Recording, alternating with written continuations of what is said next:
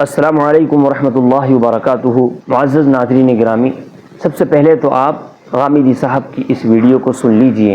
ذبح کرنے کے لیے آپ طریقہ جو جی چاہے اختیار کریں، وہ مشین سے کریں، وہ چھری سے کریں، بس ایک ہی شرط ہے کہ خون نکلنا چاہیے۔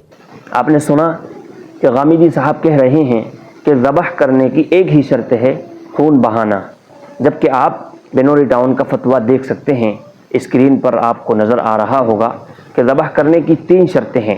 سب سے پہلے کہ ذبح کرنے والا مسلمان ہو، نمبر 2 ذبح کرنے والا بسم اللہ الرحمن الرحیم یا بسم اللہ اللہ اکبر پڑھے، اور نمبر 3 جس جانور کو ذبح کر رہے ہیں اس کی چاروں رگوں میں سے کم از کم 3 رگیں کٹ جائیں۔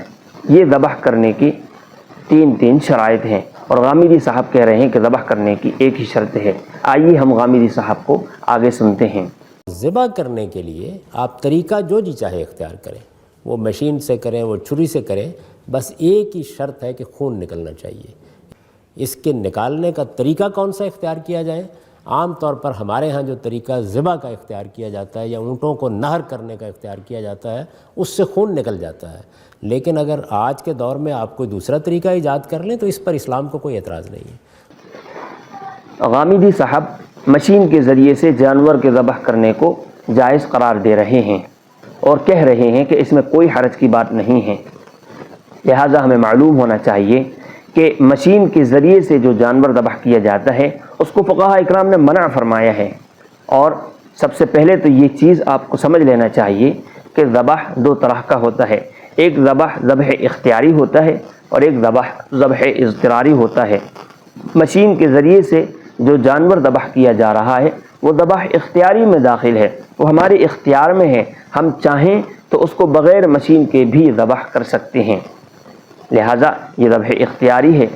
ذبح اختیاری میں یہ ہوتا ہے کہ ایک انسان جانور کو اپنے قابو میں، اپنے کنٹرول میں لے کر اس کو ذبح کرتا ہے، اور ذبح اختیاری میں 2 چیزیں ضروری ہیں کہ جو انسان اپنی طاقت کو صرف کر رہا ہے، ذبح کر رہا ہے، وہی انسان بسم اللہ الرحمن الرحیم پڑھے۔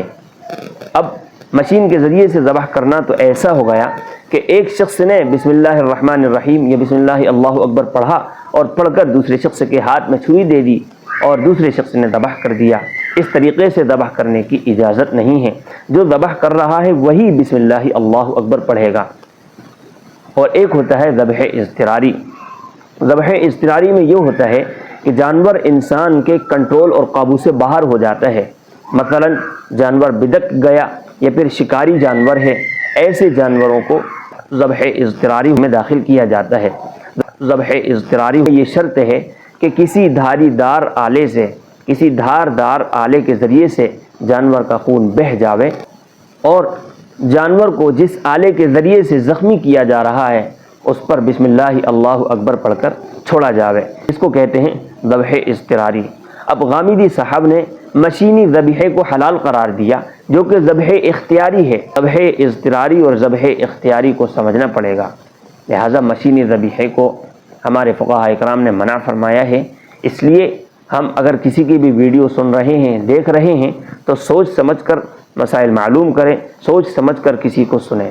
اللہ تعالی ہم سب کو صحیح راستے پر گامزن ہونے کی توفیق نصیب فرمائے، آمین۔